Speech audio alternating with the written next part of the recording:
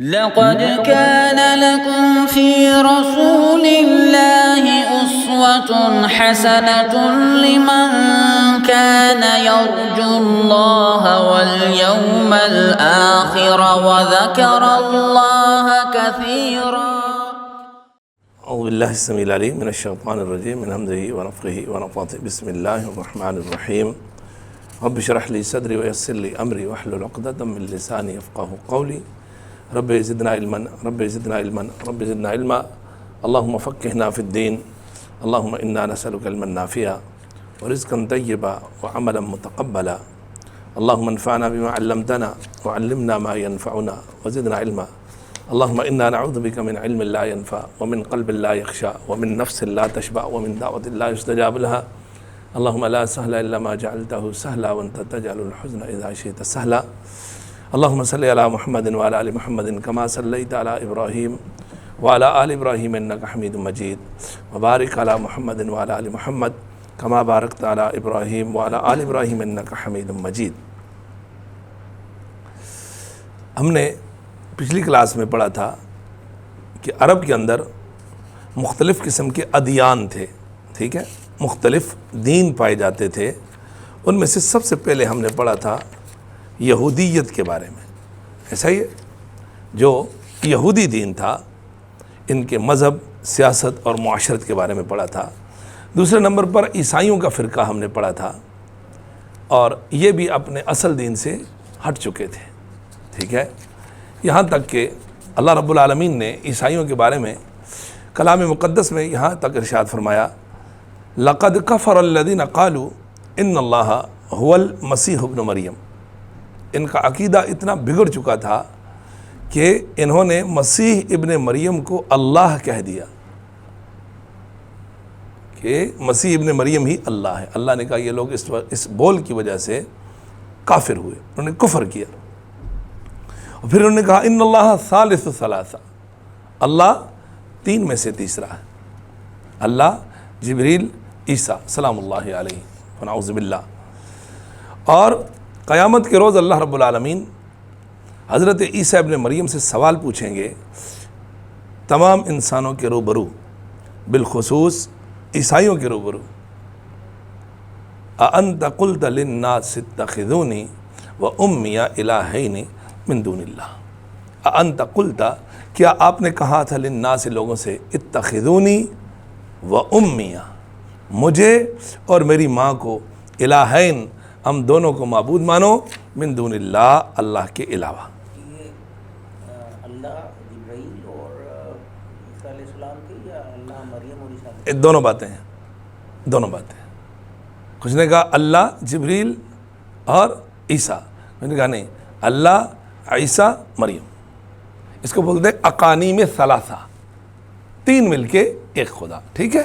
کچھ لوگوں کا عقیدہ پہلے یہ تھا، پھر یہ ہوا. دونوں عقیدے ان کے اندر پائے جاتے ہیں. اللہ اکبر. تو اب انہوں نے ایک کو باپ کہا، ایک کو روح کہا، ایک کو بیٹا کہہ دیا، نعوذ باللہ من ذالک.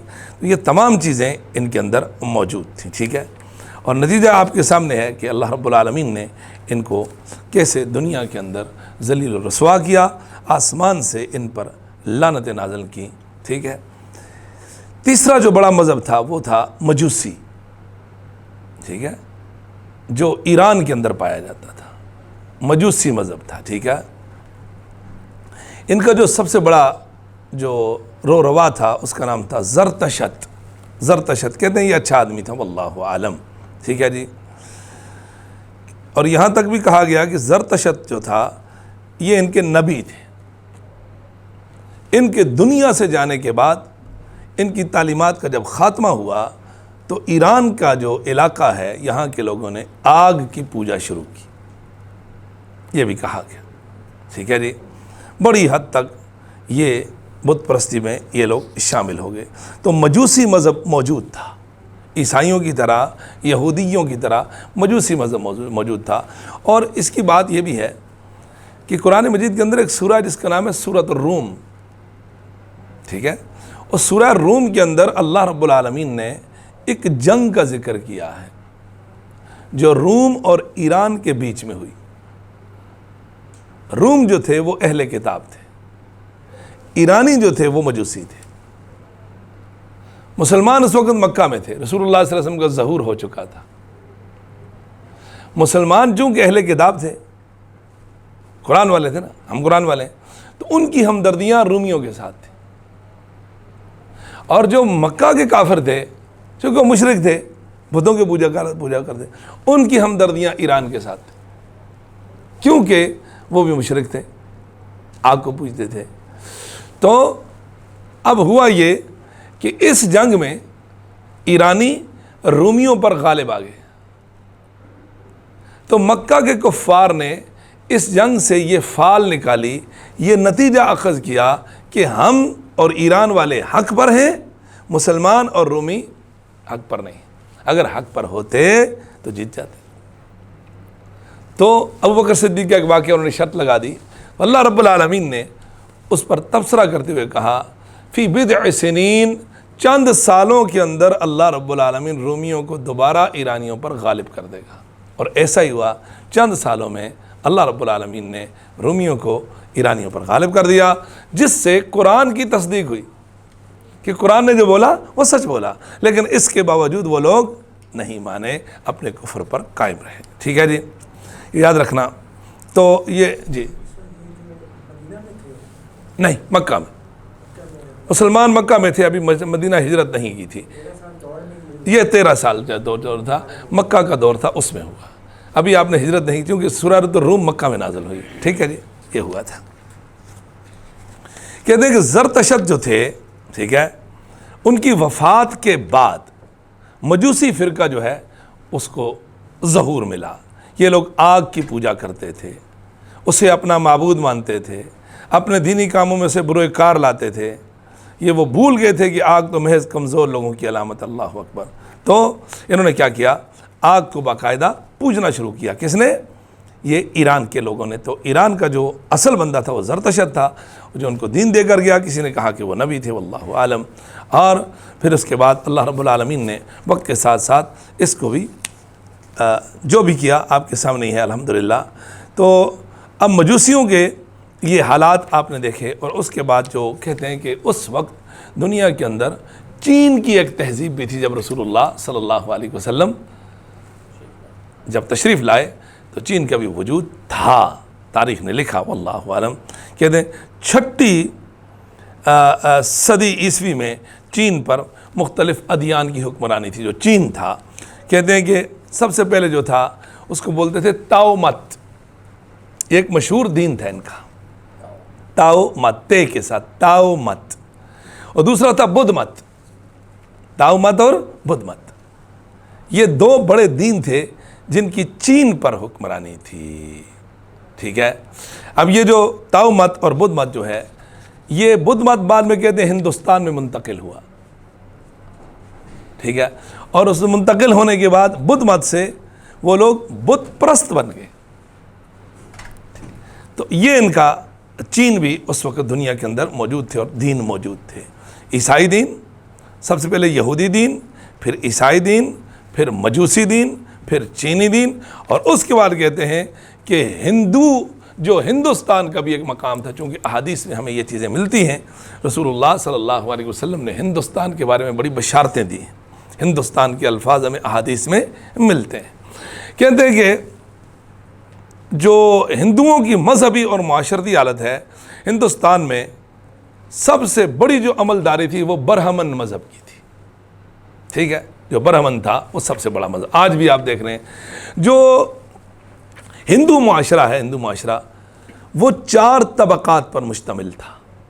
اور آج بھی یہی ہندو معاشرہ کتنے طبقات پر مشتمل ہے؟ 4. نمبر 1 برہمن, نمبر 2 کھتری, ٹھیک ہے, نمبر 3 ویش, اور نمبر 4 شودر. یہ بڑا مشہور ہے. ٹھیک ہے. برہمن, کھتری, ویش, شودر. اب یہ جو شودر ہے اس کو سب سے نچلا درجہ دیا جاتا ہے, جن کا کوئی وجود ہی نہیں. اللہ اکبر. بالکل اگر آپ دیکھیں فرعون نے جس طرح بنی اسرائیل کو انتہائی کمزور بنا کے رکھا ہوا تھا, یہاں یہ حالت ہے. ٹھیک ہے جی. یہ شودر کے بارے میں کہا یہ نوکر چاکر تھے, پہلے تینوں طبقات کی یہ خدمت کرتے ہیں, برہمن کی, کھتری کی اور ویش کی.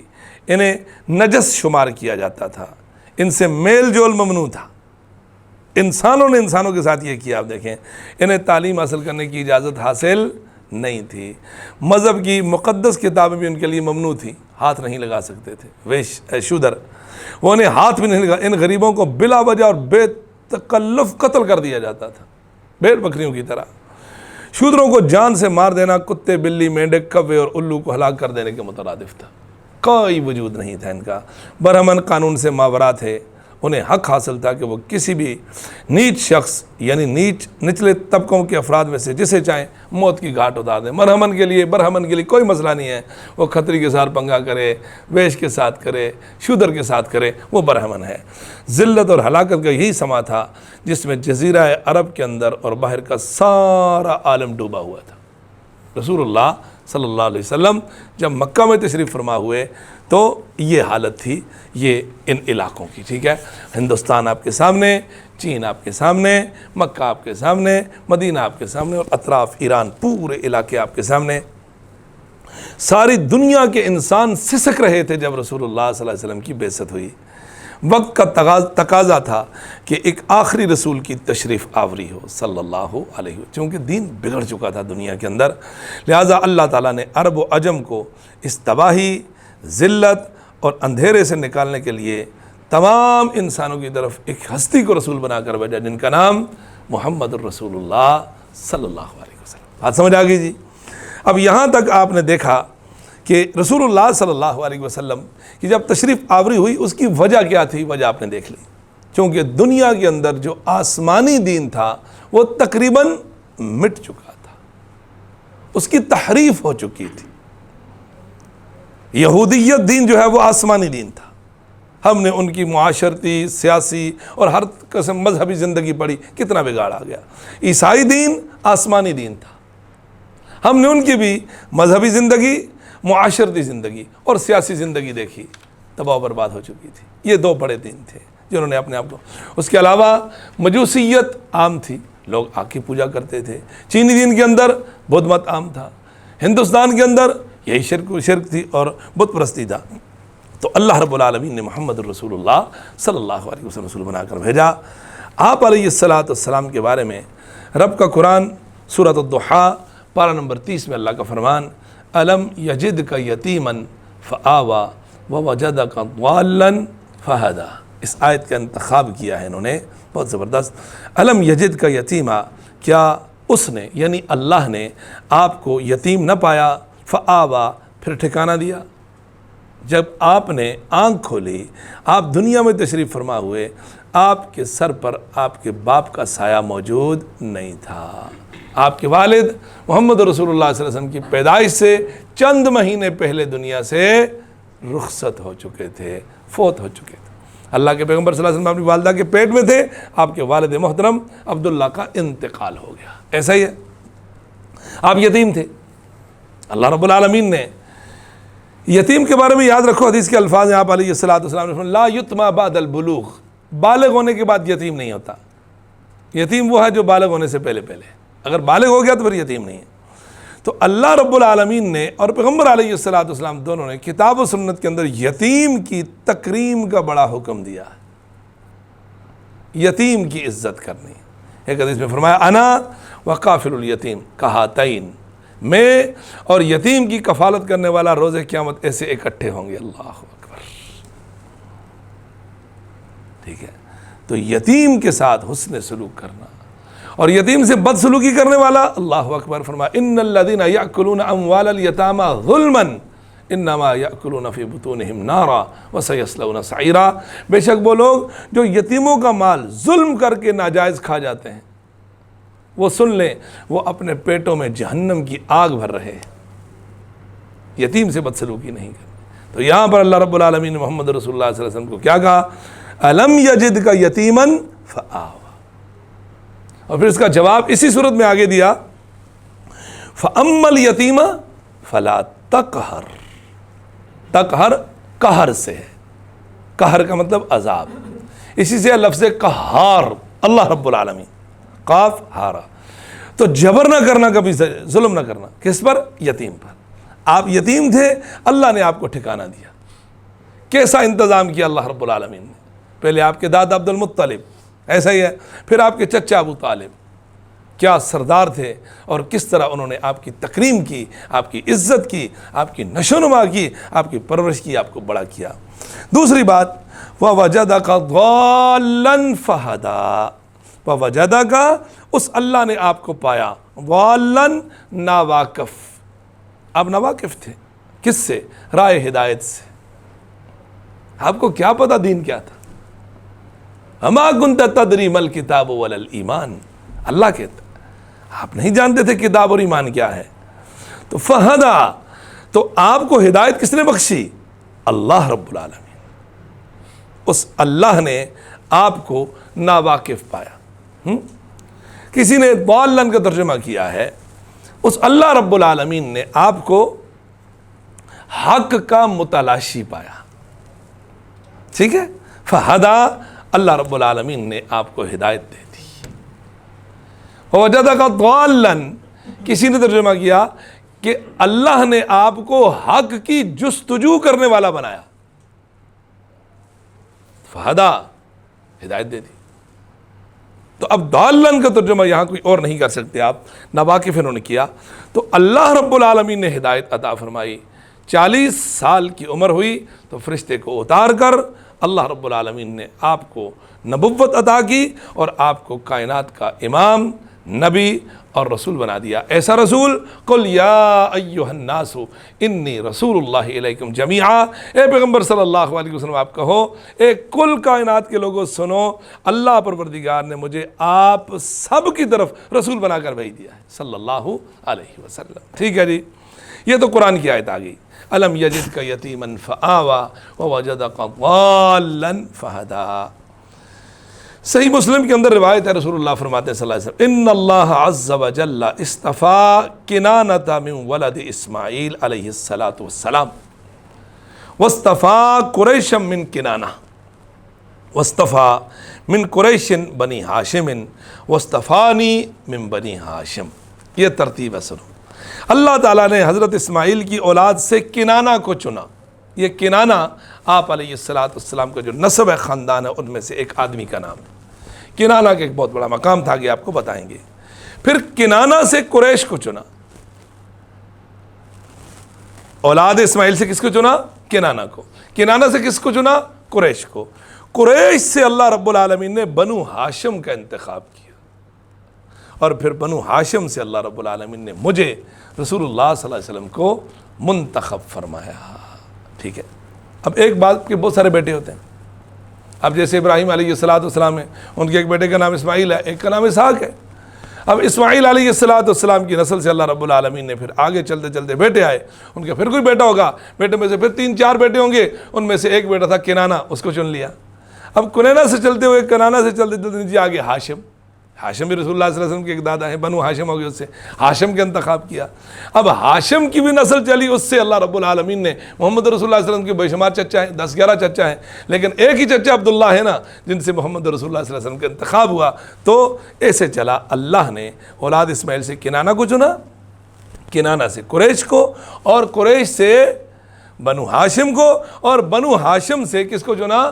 محمد الرسول اللہ صلی اللہ علیہ وسلم. صحیح مسلم، یہ مسلم کی روایت. تو پتہ چلا کہ آپ اللہ رب العالمین کے منتخب شدہ رسول ہیں صلی اللہ علیہ وسلم. کتاب بھی اس پر دلالت کر دیا، یعنی قرآن، اور محمد رسول اللہ صلی اللہ علیہ وسلم خود بھی اس پر اپنے بارے میں فرما رہے ہیں. ٹھیک ہے جی. اچھا جی، آگے چلیے. رسول اللہ صلی اللہ علیہ وسلم کی ولادت اور نسب نامہ دیکھ لیں. مشہور بات یہی ہے، مورخین نے جو لکھا، رسول اللہ صلی اللہ علیہ وسلم عام الفیل، جو ہاتھی والا سال ہے، 12 ربیع الاول کو پیر کے دن مکہ میں یتیم پیدا ہوئے. یہ مشہور ہے. مورخین اس بات پر متفق. عام الفیل وہ سال ہے ابرہہ جو ایک ہاتھیوں کا لشکر جرار لے کر مکہ پر حملہ آور ہونے کے لیے آیا تھا. ٹھیک ہے. وادی محصر پہنچا، یہ منی کے قریب ہے. وادی محصر، وہاں پہنچا تو جو اس کے ساتھ ہوا تو اللہ رب العالمین نے سورۃ الفیل میں اس کا تذکرہ کر دیا. اللہ اکبر.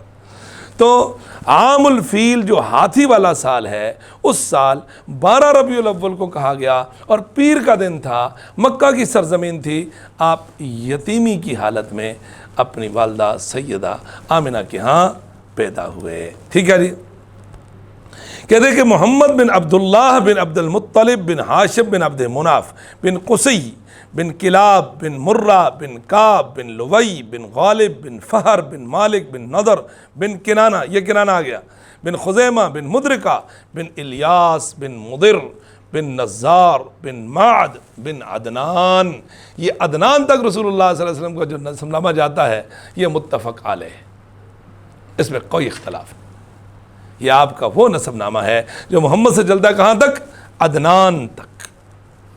اس میں کتنے لوگ آتے ہیں دیکھیں جی، محمد صلی اللہ علیہ وسلم خود بن عبداللہ بن عبد المطلب بن ہاشم بن عبد مناف بن قصی بن کلاب بن مرہ بن کعب بن لوی بن غالب بن فہر بن مالک بن نضر بن کنانہ بن خزیمہ بن مدرکہ بن الیاس بن مضر بن نزار بن معد بن عدنان۔ یہ تقریباً 21 کے قریب لوگ آتے ہیں جو متفق علیہ۔ محمد رسول اللہ صلی اللہ علیہ وسلم سے لے کر عدنان تک یاد رکھو، یہ آپ کا نسب نامہ متفق۔ امام بخاری نے صحیح بخاری میں آپ صلی اللہ علیہ وسلم کا اتنا ہی نسب بیان کیا۔ یہ نسب کس نے بیان کیا؟ امام بخاری نے، جو صحیح ہے، آپ اس کو جانتے ہیں۔ صحیح بخاری ہے جی، صحیح سیرت النبویہ بات ہے، صحیح بخاری مناقب الانصار، جس میں آپ نے فرمایا امر واقع یہ ہے کہ اللہ عز و جل نے اسماعیل کی اولاد سے کنانہ کا انتخاب کیا، ٹھیک، اور کنانہ سے قریش کو منتخب کیا، قریش سے بنو ہاشم کو، اور بنو ہاشم سے میرا انتخاب کیا۔ کون کہہ رہا ہے؟ محمد الرسول اللہ صلی اللہ علیہ وسلم، ٹھیک ہے۔ یہی علماء کے درمیان متفق علیہ ہے۔ اس سے اوپر عدنان سے لے کر حضرت آدم علیہ السلام تک بہت اختلاف۔ آپ کا شجرہ نسب محمد سے لے کر عدنان تک، محمد سے لے کر صلی اللہ علیہ وسلم عدنان تک علماء کے نزدیک متفق علیہ امر ہے۔ اب عدنان سے اوپر حضرت آدم علیہ السلام تک بہت اختلاف، شجرہ کے اندر کوئی قابل اعتماد بات نہیں ملتی۔ البتہ یہ بات متفق ہے، عدنان حضرت اسماعیل بن ابراہیم ہی کی نسل سے ہیں، یہ بات متفق، یہ بہت بڑی بات ہے، کیونکہ عدنان تک بات درست ہے، اور یہ بات بھی درست ہے کہ عدنان جو ہیں وہ حضرت اسماعیل ہی کی نسل سے ہیں۔ جب حضرت اسماعیل ہی کی نسل سے عدنان ہوئے تو اوپر اختلاف ہو یا اتفاق ہو کوئی پرواہ نہیں ہونی چاہیے، کیونکہ آخری کڑی جو ہمیں ملتی ہے وہ عدنان ہے، اور عدنان کے بارے میں اتفاق ہے کہ وہ حضرت اسماعیل ہی کی اولاد ہیں، کیونکہ محمد رسول اللہ صلی اللہ علیہ وسلم کس کی نسل سے ہیں؟ اسماعیل کی۔ ایسے کیسے ہو سکتا ہے کہ حضرت ابراہیم علیہ السلام اللہ سے دعا کریں ربنا وبعث فیہم رسولا منہم، کہ اللہ ان مکہ والوں کے اندر ایک رسول بھیج جو اولاد اسماعیل سے ہو، اور پھر وہ اس کا وہ شجرہ یا نسب نامہ نہ مل سکے، ایسا ممکن نہیں ہے، ٹھیک ہے جی۔ تو بات متفقہ ہے کہ حضرت اسماعیل بن ابراہیم کی نسل سے عدنان ہیں۔ رسول اللہ صلی اللہ علیہ وسلم کے یہ تو آ گیا ددیال، ٹھیک ہے، جو والد کی طرف سے۔ آپ صلی اللہ علیہ وسلم کا ننہال بنو زہرہ ہیں۔ کون ہے بنو زہرہ؟ ٹھیک ہے جی، صحیح مسلم کے اندر بنو زہرہ جو ہیں یہ آپ علیہ السلام کے ننہال ہیں۔ اس کو بھی لکھنے والے امام بخاری ہیں، صحیح البخاری المناقب باب مناقب قریش۔ آپ کی والدہ حضرت آمنہ بنت وہب اسی بنو زہرہ خاندان سے تعلق رکھتی تھی، ٹھیک ہے جی۔ ان کا نسب کلاب بن مرہ پر آپ کے نسب سے جا ملتا ہے۔ مزے کی بات سن، یہ بات ذہن میں رکھنا، سیدہ آمنہ جو تھیں، آمنہ بنت وہب جو رسول اللہ صلی اللہ علیہ وسلم کی والدہ ہیں، یہ مدینہ کی رہنے والی تھی۔ کہاں کی رہنے والی تھی؟ مدینہ کی رہنے والی تھیں، اور یہ بنو زہرہ سے ان کا تعلق تھا۔ آپ کی والدہ کا نسب خاندان جو تھا یہ مرہ بن کعب، کہاں سے چلتا ہے؟ محمد صلی اللہ علیہ وسلم بن عبداللہ بن عبد المطلب بن ہاشم بن عبد مناف بن قصی بن کلاب بن مرہ۔ یہ کلاب کے والد جو مرہ ہیں، یہ مرہ جو تھے کلاب بن مرہ، ان پر آپ صلی اللہ علیہ وسلم کے نسب سے جا ملتا ہے آپ کی والدہ کا جو شجر نامہ ہے۔ کس پہ ملتا ہے جا کر؟ کلاب بن مرہ۔ کلاب بن مرہ پر جا کر محمد رسول اللہ صلی اللہ علیہ وسلم اور آپ کی والدہ کا نسب ایک ہو جاتا ہے۔ تو آپ کی والدہ کا تعلق بنو زہرہ سے تھا۔ اللہ تعالیٰ کا قطعی فیصلہ تھا کہ آپ حسب اور نسب کے لحاظ سے تمام انسانوں سے اعلیٰ اور اقدس ہوں، اور اپنی قوم، قبیلہ اور خاندان کے لحاظ سے سب سے زیادہ بلند مرتبہ ہوں۔ اس کے بارے میں خود رسول اللہ صلی اللہ علیہ وسلم کے ارشاد کرامی کہ اللہ رب العالمین نے اولاد اسماعیل سے کنانہ کو چنا، اور کنانہ سے قریش کو، قریش سے بنو ہاشم کو، اور بنو ہاشم سے مجھ محمد الرسول اللہ صلی اللہ علیہ وسلم۔ ٹھیک ہے جی۔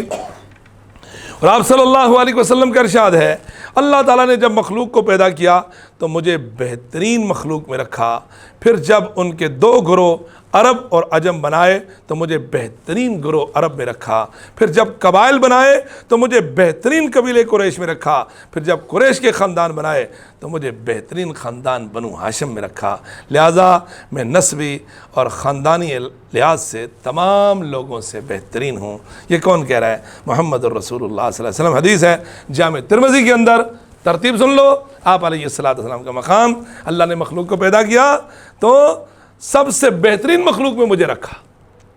کون کہہ رہا ہے؟ محمد رسول اللہ صلی اللہ علیہ وسلم۔ جب مخلوق کے دو گروہ بنائے عرب و عجم تو مجھے کس میں ڈالا؟ عرب میں ڈالا۔ اللہ اکبر۔ پھر جب قبائل بنائے تو مجھے بہترین قبیلے قریش میں رکھا۔ اللہ اکبر۔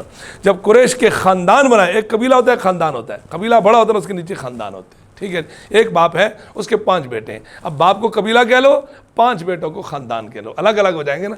تو قبیلے جب بنائے تو مجھے کون سا قبیلہ بنایا؟ قریش۔ اور قریش کے اندر جب خاندان بنائے تو مجھے سب سے بہترین خاندان میں رکھا، بنو ہاشم میں رکھا۔ میں نسبی اور خاندانی لحاظ سے تمام لوگوں میں سے بہترین ہوں، واقعی بہترین ہے محمد الرسول اللہ۔ اب ہمیں اپنے آپ کو اتنا معزز سمجھنا چاہیے کہ ہم کس نبی سے ہم نسبت رکھتے ہیں اور کس نبی کی ہم امتی ہیں صلی اللہ علیہ وسلم۔ ٹھیک ہے جی۔ کیسر کا جو دربار تھا، یاد ہے نا؟ ابو سفیان اور کیسر کے درمیان میں جو مکالمہ ہوا تھا دونوں کا آپس میں، ابو سفیان آپ صلی اللہ علیہ وسلم کی نسب کی عظمت اور برتری کا انکار نہیں کر سکے، نا، باوجود اس کے کہ اس وقت وہ آپ کے شدید دشمن تھے نا ابو سفیان۔ پھر بھی انہوں نے اعتراف کیا کہ آپ صلی اللہ علیہ وسلم ہم میں سے سب سے اونچے اور بلند خاندان والے ہیں۔ ہمارے جو معاشرہ، جو طبقات ہے، جو عرب کی سرزمین ہے، اس میں دیکھا جائے تو سب سے عالی نسب اور اونچا خاندان کس کا ہے؟ محمد الرسول اللہ۔ چونکہ یہ باتیں چھپنے سے چھپتی نہیں ہیں، چھپانے سے کبھی نہیں چھپیں گی اس وقت۔ اسی وجہ سے میں نے آپ کو پچھلی کلاس میں بتایا تھا، عرب کے اندر ایک بات تھی، سب کچھ ہونے کے باوجود جھوٹ نہیں بولتے تھے، جو حق ہوتی تھی نا بات، اس کا اقرار کرتے تھے۔ ٹھیک ہے، ٹھیک ہے۔ حسد تھا، دشمنی تھی، یہ آپ کے سامنے ہے۔ حضرت محمد صلی اللہ علیہ وسلم کا نام آپ کے دادا حضرت عبد المطلب اور والدہ حضرت آمنہ بنت وہب نے اپنے خاندانوں کے ناموں سے جداگانہ رکھا، بالکل الگ رکھا۔ محمد اور احمد اس قسم کے نام مکہ میں نہیں ہوتے تھے۔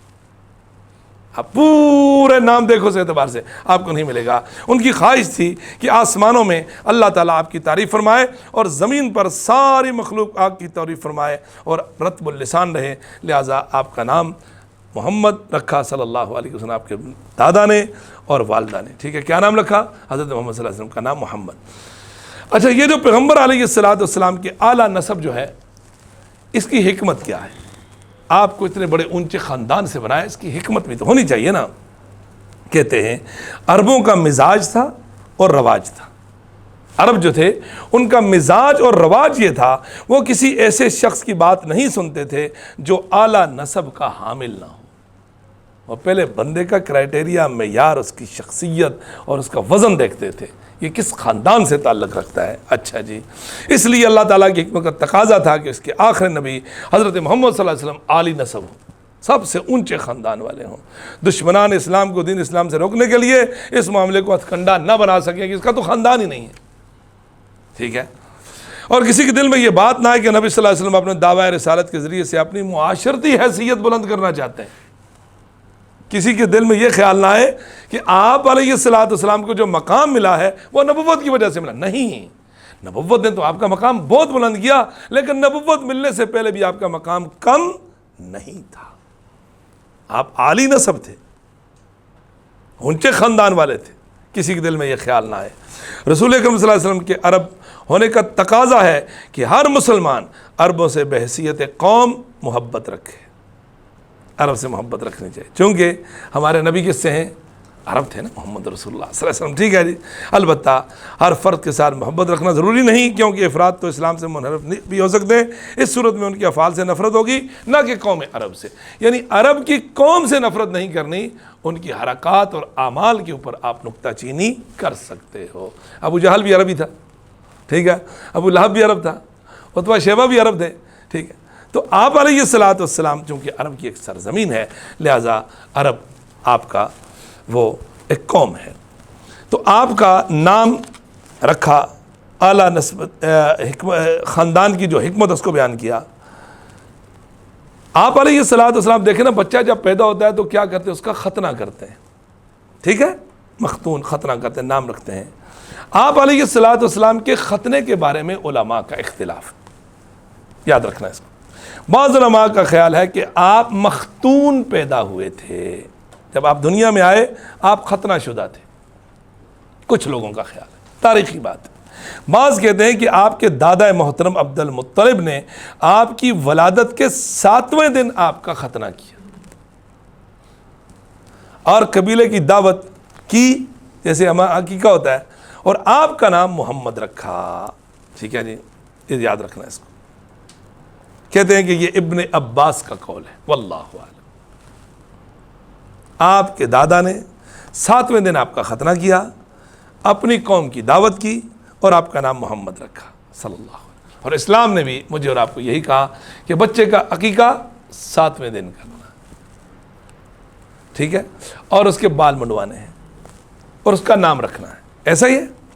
اما عائشہ صدیقہ رضی اللہ تعالی عنہا کے پاس ایک خاتون آئیں، انہوں نے کہا کہ ہمارے یہاں ایک عورت ہے، اس کا بچہ ہونے والا ہے، اور اگر اس کا بچہ پیدا ہوا تو ہم اس کی طرف سے اونٹ نہر کریں گے۔ کیا کریں گے؟ اونٹ نہر کریں گے۔ سید عائشہ صدیقہ رضی اللہ تعالیٰ عنہ نے کہا کہ بچے کی ولادت پر اونٹ نہر کرنا سنت نہیں ہے، بچے کی ولادت پر سنت یہ ہے کہ 2 بکرے ذبح کیے جائیں، یا 2 بکریاں، اور بچی ہو تو 1، ٹھیک ہے، یہ سنت ہے۔ تو آپ علیہ الصلوۃ والسلام کا نام محمد رکھا، لیکن قدیم کبار محققین کے نزدیک قابل ترجیح یہی ہے کہ آپ مختون پیدا ہوئے تھے، واللہ اعلم۔ صحیح بات کیا ہے؟ چونکہ تاریخ ہے، اس پر کوئی ہمارے پاس وہ حدیث نہیں ہے، کوئی ایسی بات نہیں ہے، چونکہ یہ تمام چیزیں رسول اللہ صلی اللہ علیہ وسلم کی بعثت سے قبل کا تعلق ہے ان کا، تو یہ ہے۔ تو انہوں نے لکھا واللہ اعلم کہ قدیم اور کبار محققین، یہ کتاب جو ہے، یہ میں آپ کو بتا رہا ہوں، ان کا نام ہے دکتور مہدی رزق اللہ احمد، یہ سعودی عرب کا ایک عالم ہے، بہت تحقیق کر کے یہ کتاب لکھی۔ نے کہا قدیم اور کبار محققین کے نزدیک قابل ترجیح یہی ہے کہ آپ مختون پیدا ہوئے، واللہ عالم، ٹھیک ہے۔ اور یہ جو آپ مختون پیدا ہوئے، کہ محدث ابو نعیم نے ایک مرفوع حدیث نقل کی ہے کہ اللہ کے رسول صلی اللہ علیہ وسلم نے فرمایا، میرے رب کی طرف سے میری ایک کرامت یہ ہے کہ میں ختنہ شدہ پیدا ہوا اور کسی نے میری شرمگاہ نہیں دیکھی۔ کون کہہ رہا ہے؟ محمد رسول اللہ صلی اللہ علیہ وسلم۔ کہتے ہیں دلائل النبوہ لابی نعیم، ابی نعیم کی کتاب کے محققین کا کہنا ہے، اس روایت کو طبرانی نے اپنی کتاب اوسط میں، اور خطیب نے ابن عساکر، خطیب اور ابن عساکر نے انس رضی اللہ کے حوالے سے نقل کیا ہے۔ یہ طبرانی بھی معجم الطبرانی الاوسط حدیث کی کتاب ہے، خطیب یہ گزرے خطیب، یہ بھی ایک کتاب امام کا نام ہے، ابن عساکر یہ بھی ایک امام کا نام ہے۔ انہوں نے حضرت انس رضی اللہ تعالیٰ عنہ کے حوالے سے نقل کیا ہے، جس کی کئی ایک سندیں ہیں، چین ہیں، اسانید ہیں۔ ضیاء مقدسی نے اپنی کتاب المختارہ میں اس روایت کو صحیح قرار دیا ہے، واللہ عالم۔ امام حاکم نے لکھا، امام حاکم ایک بہت بڑے محدث گزرے ہیں، اس کے بارے میں تواتر سے احادیث روایت کی گئی ہیں کہ حضرت صلی اللہ علیہ وسلم مختون شدہ پیدا ہوئے، واللہ عالم، ٹھیک ہے۔ لیکن بخاری یا مسلم میں اس کا مطابق نہیں، ٹھیک ہے، کہ ان حدیث کو جتنا بھی ذکر ہے قوی بتایا گیا ہے کہ حضرت صلی اللہ علیہ وسلم کا ختنہ دادا نے کیا، ٹھیک ہے۔ ان میں حدیث کو بہرحال معروف محقق نے اپنی سے بعض نے یہ بھی لکھا کہ آپ کے دادا نے آپ علیہ الصلوۃ والسلام کا، لیکن بات دو ہی ہے کہ آپ مختون پیدا ہوئے یا آپ کا ختنہ کیا گیا، دونوں چیزیں آپ کے سامنے بیان کر دیں، اور جو حقیقت ہے یہ میرا اللہ ہی جانتا ہے، ٹھیک ہے۔ اچھا جی، جب آپ کے دادا محترم سے پوچھا گیا کہ آپ نے مشہور خاندانی نام چھوڑ کر یہ جداگانہ نام کیوں رکھے محمد اور احمد صلی اللہ، تو انہوں نے جواب دی کہ میری تمنا ہے کہ اللہ تعالیٰ آسمانوں میں اور ساری مخلوق زمین میں اس کی تعریف اور ستائش کرے، صلی اللہ علیہ محمد اور احمد۔ کیا مقام ہے جی، ہیں، اللہ ان کی تعریف فرمائے۔ فتح الباری، یہ فتح الباری نے اس کو ذکر کیا، اور روایت ہے بہقی کی، کہتے ہیں کہ یہ مرسل ہے۔ مرسل روایت سمجھ دینا، مرسل یہ ہوتا ہے تابعی جو ہے صحابی کو چھوڑے بغیر ڈائریکٹ رسول اللہ سے روایت کرے، تابعی تو رسول اللہ سے ملا ہی نہیں ہے، کیسے روایت کر سکتا ہے؟ تو مراسیل ان روایات کو کہا جاتا ہے تابعی صحابی کا نام لیے بغیر ڈائریکٹ رسول اللہ صلی اللہ علیہ وسلم سے روایت کرے، یہ مرسل روایت ہے واللہ۔ تو کچھ انداز میں مراسیل قبول ہیں اور کچھ جگہ پر قبول نہیں ہیں۔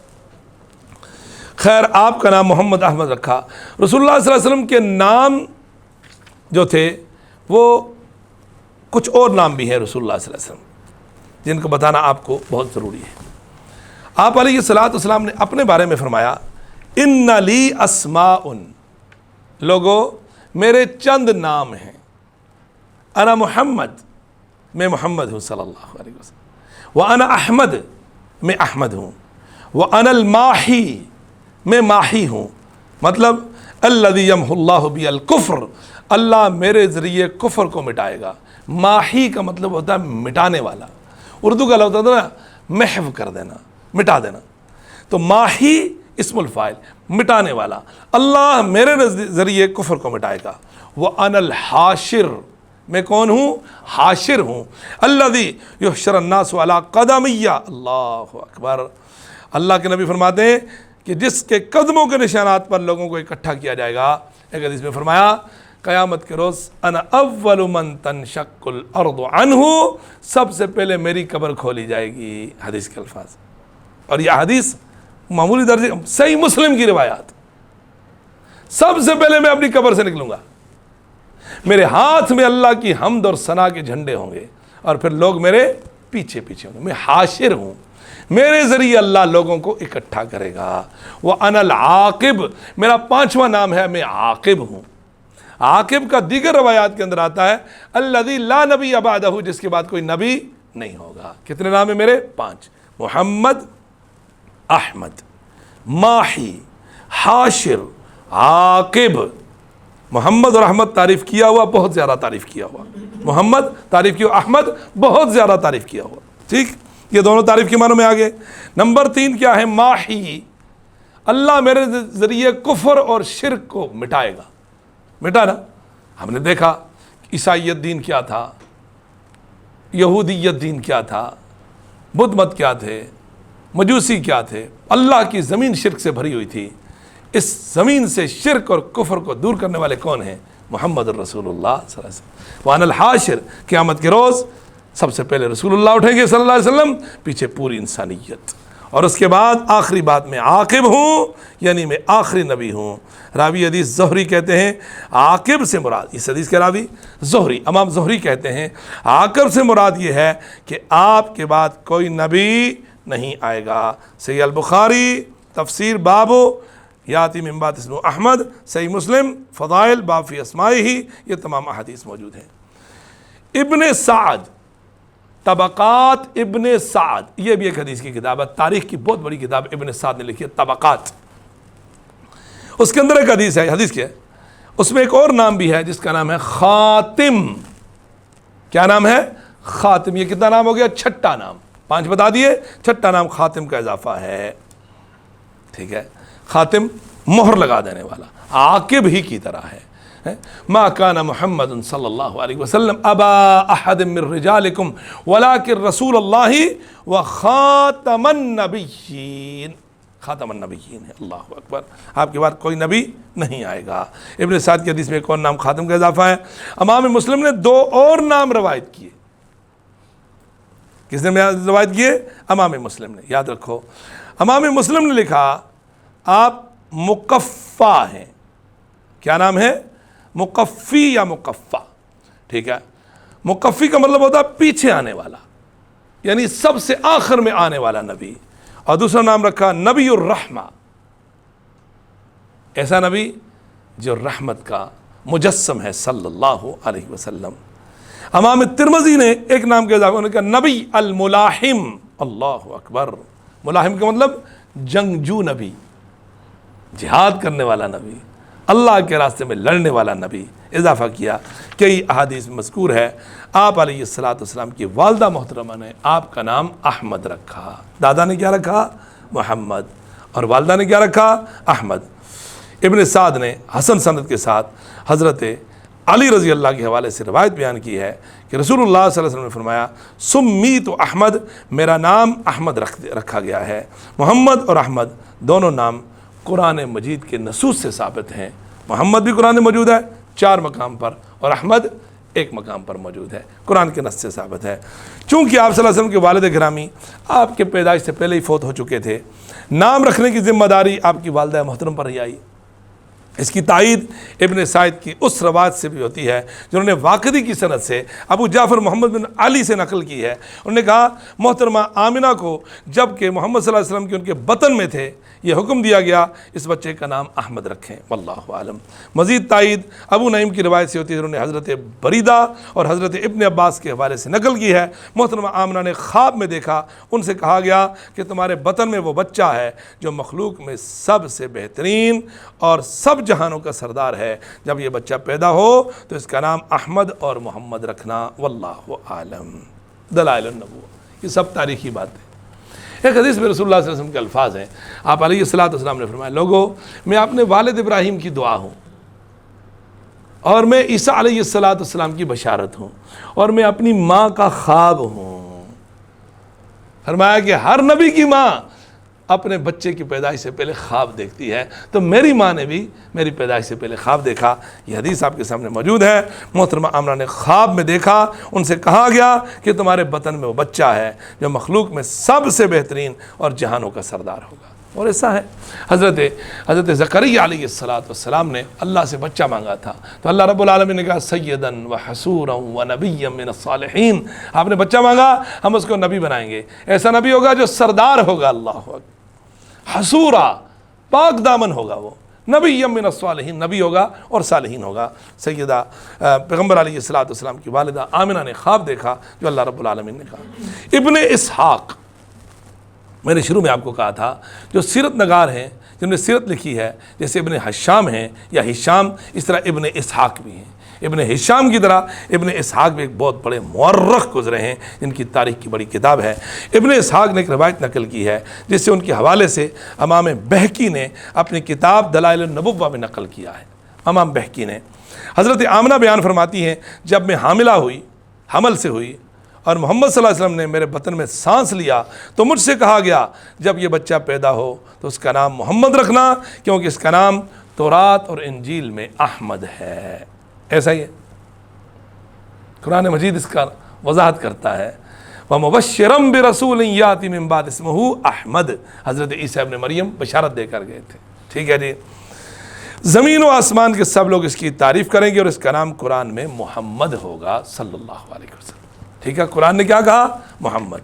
انجیل نے کیا کہا؟ احمد. تورات کے بارے میں یا اس حدیث کے اندر تورات میں بھی نام کیا ہوگا؟ احمد. ٹھیک ہے جی.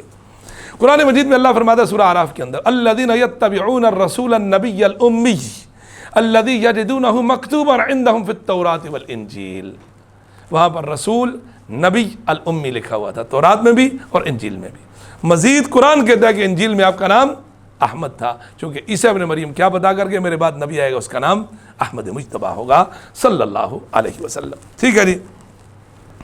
اس لیے انہوں نے یہ نام رکھا. اس روایت کے آخر میں ہے آپ صلی اللہ علیہ وسلم کی والدہ نے آپ کے دادا عبد المطلب کو بتا دیا تھا کہ مجھے اس بچے کا یہ نام رکھنے کا حکم دیا گیا ہے، تو انہوں نے چند شعر کہے جن کا آخری مصرع یہ ہے احمد مکتوب علی اللسان. لفظ احمد من جانب اللہ زبان پر رکھا گیا ہے. ٹھیک ہے. انہوں نے کہا کہ یہ نام جو ہے اللہ نے رکھا ہے، ہم نے نہیں رکھا. کس نے کہا؟ آپ کے دادا عبد المطلب نے. یہ روایت ابن اساکر نے بھی نقل کی ہے. ابن اساکر بھی ایک محدث گزرے حدیث کی بڑی کتاب ہے. رسول اللہ صلی اللہ علیہ وسلم کی کنیت، یہ تو نام ہو گئے. نام آپ نے پڑھ لیے، محمد، احمد، ماہی، حاشر، عاقب۔ اس کے علاوہ آپ علیہ الصلوۃ والسلام کا لفظ خاتم، اس کے علاوہ مقفی، اس کے علاوہ نبی الرحمہ، اس کے علاوہ نبی الملاحم، اللہ اکبر، ٹھیک ہے جی، یہ اضافہ کیا گیا۔ اور محمد اور احمد آپ کو معلوم ہی ہے۔ رسول اللہ صلی اللہ علیہ وسلم کے نام کے بعد دوسری آتی ہے کنیت، ٹھیک ہے جی۔ رسول اللہ صلی اللہ علیہ وسلم کی کنیت ابو القاسم تھی۔ کیا کنیت تھی؟ ابو القاسم۔ آپ نے فرمایا میرے نام پر اپنا نام تو رکھ سکتے ہو مگر میری کنیت پر اپنی کنیت نہ رکھو۔ لوگ احمد رکھ سکتے ہیں، حاشر رکھ سکتے ہیں، عاقب، لیکن کنیت نہیں رکھ سکتے۔ لیکن یاد رکھو یہ کنیت جو آپ نے منع کی تھی، اس کی ممانعت جب تک تھی جب آپ دنیا میں موجود تھے۔ دنیا میں جانے کے بعد آپ کی کنیت رکھی جا سکتی ہے، لیکن کچھ لوگ اب بھی منع کرتے ہیں، نہیں رکھنی چاہیے، چونکہ رسول اللہ کی حدیث ہے۔ حضرت جبریل نے آپ کی کنیت ابو ابراہیم رکھی تھی۔ آپ قاسم تھے، کس اعتبار سے؟ قرآن کی آیت ہے، آیت قرآن سے کون سی ہے؟ سورۃ التوبہ۔ وقالوا حسبنا اللہ، انہوں نے کیا کہا؟ ہمارے لیے اللہ کافی ہے، ہمارے لیے اللہ کافی ہے۔ سیؤتین اللہ من فضلہ ورسولہ، اللہ رب العالمین ضرور ہمیں اپنے فضل سے عطا کرے گا اور اس کا رسول بھی۔ انا الی اللہ راغبون، ہم کسی طرف لوٹنے والے ہیں؟ اللہ کی طرف، ٹھیک ہے، یہ بات ہوگی، یہ رسول اللہ صلی اللہ علیہ وسلم نے بات کہی۔ اب اس قرآن کی آیت کی روشنی میں ایک حدیث ہے، رسول اللہ صلی اللہ علیہ وسلم فرماتے ہیں انا القاسم واللہ المعطی، لوگو اللہ عطا کرنے والا ہے، میں بانٹنے والا۔ قاسم کا مطلب کیا ہوتا ہے؟ تقسیم کرنے والا۔ لیکن آپ کی جو کنیت ابو القاسم رکھی گئی ہے، اس کی دو وجہ۔ پہلی وجہ یہ ہے کہ آپ کا ایک بیٹا تھا، اس کا نام تھا قاسم۔ کیا نام تھا؟ قاسم، ٹھیک ہے، اس سے آپ کی کنیت کیا بنی؟ ابو القاسم۔ اس طرح ایک آپ کا بیٹا اور بھی تھا، اس کا نام تھا ابراہیم، اس کی وجہ سے جبریل آپ کو ابو ابراہیم بولتے تھے۔ یہودی جو تھے رسول اللہ صلی اللہ علیہ وسلم کو محمد نہیں کہتے تھے، کیا کہتے تھے؟ ابو القاسم۔ یاد رکھو، یہودی رسول اللہ صلی اللہ علیہ وسلم کو ابو القاسم کہہ کر مخاطب کرتے تھے۔ تو آپ علیہ الصلوۃ والسلام کی کنیت ابو القاسم تھی۔ یہ حدیث صحیح مسلم کے اندر ہے، آپ نے فرمایا میرے نام پر اپنا نام رکھ سکتے ہو مگر میری کنیت پر اپنی کنیت، کوئی شخص اپنی کنیت ابو القاسم نہ رکھے۔ عرب کے ہاں کنیت ہوتی جیسے ابو بکر، ٹھیک ہے، ابو حفص عمر بن خطاب رضی اللہ عنہ، ابو وقاص فلاں فلاں، یہ سب چیزیں ہوتی تھیں، ٹھیک ہے، ابو ہریرہ، یہ نام ہوتے تھے، ان کو کنیت کہتے ہیں۔ حضرت جبریل نے آپ کی کنیت ابو ابراہیم رکھی تھی، لیکن آپ نے معروف کنیت ترک کرنا پسند نہ فرمائی، یعنی کہ آپ ابو القاسم ہی تھے۔ اس امر پر علماء کا اختلاف ہے کہ آیا اب رسول اللہ صلی اللہ علیہ وسلم کی کنیت رکھی جا سکتی ہے یا آپ کے نام اور کنیت دونوں کو کسی شخص کے لیے اکٹھے کیا جا سکتا ہے؟ جواب میں کہا گیا آپ صلی اللہ علیہ وسلم والی کنیت کی ممانعت صرف آپ کی زندگی میں تھی، میں نے آپ کو بتا دیا، اور آپ کے نام اور کنیت کو جمع کرنا درست نہیں ہے، یاد رکھو، ٹھیک ہے۔ نام اور کنیت کو الگ الگ رکھ سکتے ہو، ابو القاسم کہہ سکتے ہو اور محمد کہہ سکتے ہو۔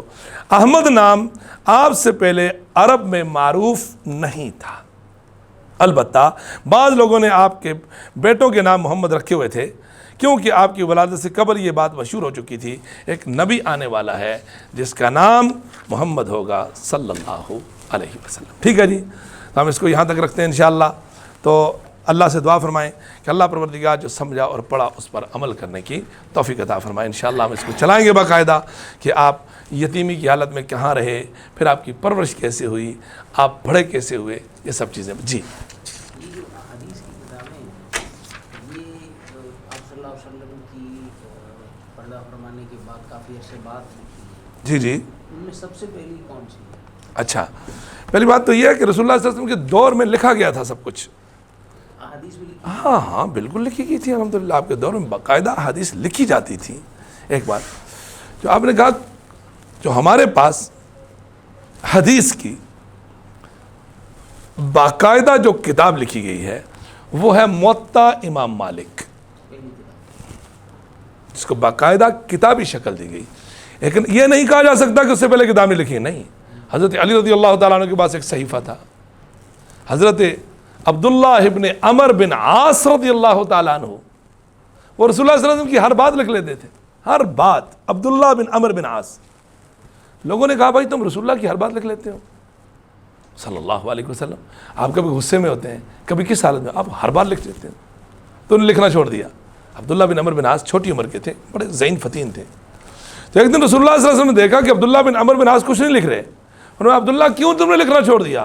کہا اللہ کے پیغمبر صلی اللہ علیہ وسلم, یہ میرے دوست کہتے ہیں کہ آپ کبھی کس حالت میں, کبھی کس حالت میں, کبھی کس حالت میں. آپ نے فرمایا اس ذات کی قسم جس نے مجھے نبی برحق بنا کر بھیجا ہے, اس زبان سے حق کے سوا کچھ نکلتا ہی نہیں. اللہ اکبر. قرآن مجید سورۃ النجم پارہ 27, وما ينطق عن الهوى ان هو الا وحی یوحی.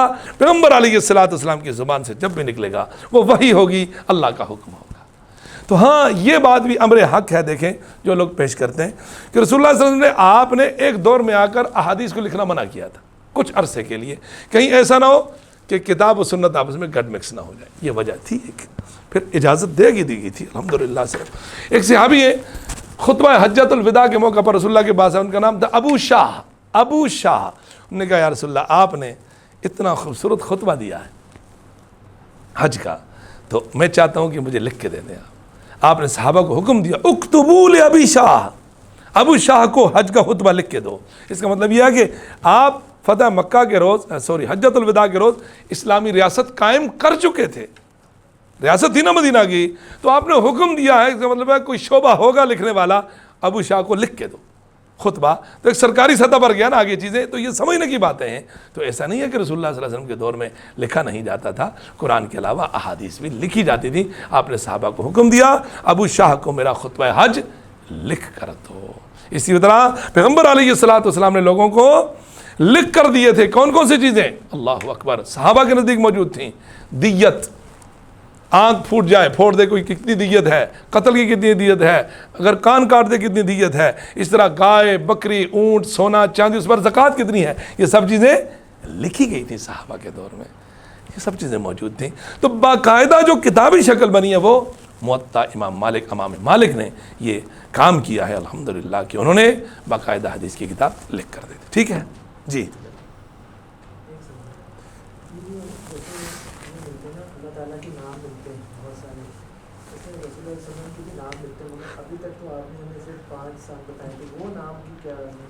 یہ دیکھیں, ایک ہے رسول اللہ صلی اللہ علیہ وسلم کے نام اور ایک ہے آپ کی صفات. وہ صفات ہیں سارے, جیسے قرآن نے آپ کی صفات بیان کی نا, بالمؤمنین الرؤوف الرحیم, یہ قرآن میں موجود ہے. تو یہ جو نام آپ کو بتایا یہ نام ہے, اور دیگر جو ہے وہ صفات ہیں. اور ضروری نہیں ہے, کچھ لوگوں نے ان کو بھی 99 قرار دیا ہے, وہ 99 کی 99 ہی موجود ہوں, لیکن آپ کے صفاتی نام کچھ قرآن میں بھی ہے اور کچھ احادیث میں بھی رسول اللہ صلی اللہ علیہ وسلم کے نام. وہ صفات ہیں, نام نہیں ہیں. ٹھیک ہے, یاد رکھنا. ٹھیک ہے. سبحانک اللہم و بحمدک, اشہد ان لا الہ الا انت, استغفرک و اتوب الیک. آمین یا رب العالمین. جزاک اللہ. لقد كان لكم في رسول الله أسوة حسنة لمن كان يرجو الله واليوم الآخر وذكر الله كثيرا.